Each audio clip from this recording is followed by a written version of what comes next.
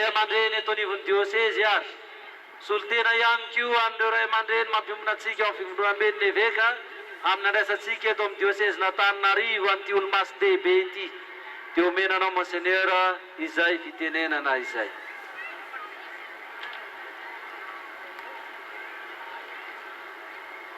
Tompoko lahy sy tompoko vavy, araka ny fomba eto amin'ny diocèse n'Antananarivo moa dia izay mitondra teny voalohany no mitanisa ny ambaratonga eo amin'izay olona tonga amin'ity fotoana ity ka dia ombako manana izay.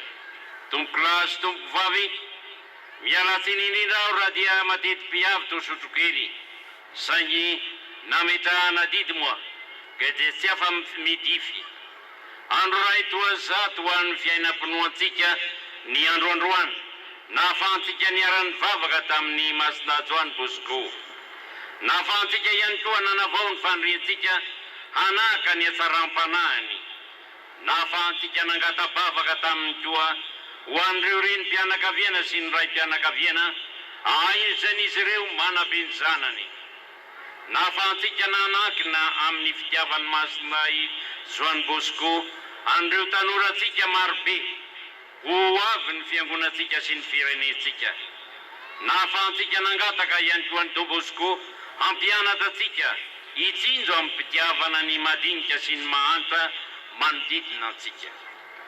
Andro ray toa zato nitosahan'ny fahasoavana safinonoka tamintsika no nivavaka ity olo-masina lehibe ity ka isaorantsika n'Andriamanitra miaraka aminy araka ny Eucharistie ny rahantsika nankalaza tamin'ny fomba manetiketika teo. Ho azy tompona ny unindra fony tamintsika ny dera sy ny voninahitra amin'izay ataontsika rehetra. Manaraka izany dia mitodika aminareo manam-pahefana eto amin'ny tany sy ny fanjakana ao no ny voninahitra lehibe natoronareo amin'ny fanotronanareo anay amin'izao androm-pahasoavana lehibe izao. Lehibe ianareo kastelina fa enikajemboninahitra tokoa ny fiangonana izy roanareo. Eto dia mialatsiny fa nahazo taratasy avy any amin'ny filohan'ny tetezamita izay nialatsiny fa tsy totorana no ny antony izay ara-pianakaviana ka nilaza fa miombombavaka amintsika amin'izao fotoana izao. Masina Bosco ani no italahoantsika ka hangataka ny tsodran'Andriamanitra hirotsaka amintsika mianakavy ary indrindra aminareo manam-pahefana mba tsy ho solafa mamindra ianareo fa totosan-tsakany sy andavany ny adity sarotra nikenareo iantsoroana eto anivony ity firenena mamitsika ity. Misaotra tompolahy makasitaka tompom-bavy. Isaoranay indrindra koa ianareo tomponandraikitra mahefa isan'ambaratongany eto amin'ny fiadidiana ny tanàna n'Antananarivo na ny mety toerana midadasika ity ka nahazoan'ny fiangonana manatanteraka ny tokony ho izy an'izao fankalazana manetiketika izao. Anirosainanareo lalandavany eo amin'ny adidy sahaninareo Masina Joany Bosco ray ny tanora ary mpiazy ny madinika sy ny mahantra. Toloranay fisaorana tahaka an'izay ihany koa ianareo mpitandro ny filaminana fa ny andraikitra nyraisinareo nahafahanay nanatotoza izao fotoana izao tao anatiny fitonian-tsaina tanteraka. Misaotra tompolahy makasitraka koa tompoko vavy. Ary eto dia mitodika amintsika vahoaka n'Andriamanitra manokana ny tenako. Toa misaotra tena ihany moa raha misaotra anareo kanefa izay ataony tsy haneho fakasahana anareo noho izao fanehoana ny mahafiangonana fiombonana antsika mianakavy izao. Misaotra an'ireo tomponandraikitra rehetra eo amin'ny sehatry ny diosisy ny totona fotsy ary nahandro nahamasaka an'izao fandaharam-potoana sy fandaminana rehetra izao. Misaotra anareo fikambanana masina isan-tokany ianareo voamiranasa isan-tsokaziny tamin'izay andraikitra nyraisinareo atoraka izany koa ianareo fikambanana reliziosy fa ny fiarahanareo misalahy na lavorary izao fotoana izao. Misaotra an'ireo rehetra ny asa mangina tany ambadimbadika tany ireo nanomana ny fohamam-panahy ny kristianina andray ampinoana an'ity sisa taolany masinay Joan Bosco ity, ary ianareo nanomana ny fitaovana rehetra nilaina, tsy vitany hoe lany mondrokery fa lany vola amin'ny karena, ka dia faly makasitraka anareo rehetra. Misaotra indrindra ihany koa anareo fianakaviam-be Salesianina nahatonga ny taolam-balony ity ray aman-dreny ara-pinoana ity, ka handalo eto amin'ny tanindrazantsika ary teto faritra maro. Misaotra fianareo ny vinahitana sy agnaty nananana. Misaotra anareo nanentana ny voakan'Andriamanitra manontolo, na tamin'ny alalan'ny radio sy ny televizion, na tamin'ny alalan'ny petadinina sy ny boky kely naparitaka, mba ahaizany manararaotra izao fotoam-pahasoavana mandalo izao. Misaotra anareo tsy nanao ampimamba fa nizaran'ny fahasoavana tamin'ny vahoaka malagasy. Mirapiratra lalandava eo amin'ny fiainanareo ani sy eo amin'ny asanareo, ny toe-panahy sy ny fahamasina ny Don Bosco rainareo. Fa misaotra antsika vahoakan'Andriamanitra sy vakivolo ihany koa, tonga maro be toy izao, niarana aneo finoana iombonana, niarana kalaza ny zava-mahagaga nataon'Andriamanitra tamin'ny alalan'ity olo-masina mpanompony ity. Misaotra an'ireo ray aman-dreny nanomana ny zanany hiatika sy handray anjara amin'izao fotoan-dehibe izao. I masina Joan Bosco ani hitsodrany ny fikirizanareo, hampianatra sy hanabe ny zanakareo tahaka ny kirizany, nampianatra sy nanabe ireo tanora teo ampelantanany, na inona tsy fisiana, na inona fahasahiranana. Ary farany, misaotra anareo tanora tonga nanohina ny antso sy ny fanaitanana. Ivafantatrareo fa tianareo masina Joan Bosco, ka antso izy hanampy anareo amin'izay rehetra manahirana anareo. Antso izy hampianatra anareo tia vavaka, hamaly ny antson'Andriamanitra, ho tia namana, afoitena, hanampy an'izay sahirana tahaka ny nataony. Tompoko lahy sy tompoko vavy, izay no ela fahaingany ny fahasoavan'Andriamanitra sy ny vavaky masy Maria vonjony kristianina, toy izany koa ny vavaky masina Joan Bosco, ampitosaka amintsika mianakavy ny fahasoavan'Andriamanitra, ary dia izay ny omba atsika amin'ny fiainatsika. Koa dia misaotra tompoko lahy ary mankasitraka tompoko vavy. Tiaka mafy tia veritsika mafy ary zay tiaka zay, sady fisaorana ny ray aman-dreny misaorana an'Andriamanitra. Tiatsika tanora i Don Bosco araky ny nambarany. Ianareo tanora hiatrika ny fanadinana baccalauréat manomboka rahampitso. Matokisa fa mivavaka ho anareo ihany koa ity olo-masina ity. Ary mitsodrano meny reto ray aman-dreny atsika amin'izao famaranana ny sorona masina izao. Mirotsaka ho anareo tanora ihany koa hiatrika izany fanadinana izany.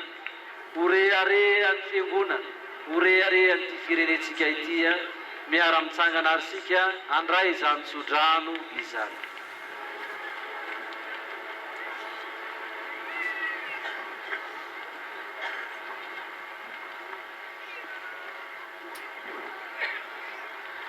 Omantsika mianakavy aniry tompo,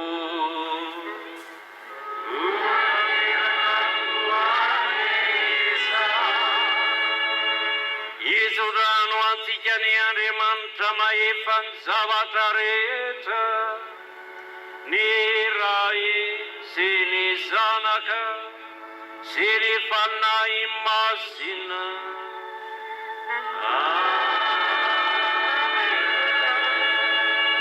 Hitantana ny fiainantsika ne Jesu Kristy.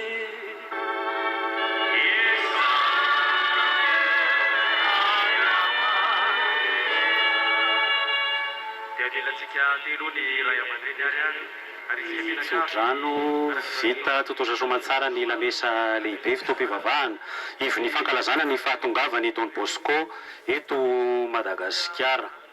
hitanjozotra tsy moramora anatona ny relikany Don Bosco ireo mpino eo amin'ny enin'alina angamba anisan'ny mpino tonga eto Mahamasina amin'izao fotoana izao ka eto indrindra anao mon père Frank enin'alina eo nisan'ny reto olona reto raha izao izy mahafeno ny stade Mahamasina zao a samy te hikasika ny relikany Don Bosco daholo ireo olona rehetrarehetra ireo samy maniry an'izany daholo mon père Frank mandravaviny amin'ny firy moa zany ny fandaharam-potoana mikasika izay fikasena ny relika zay eto amin'ny kianjan'ny Mahamasina.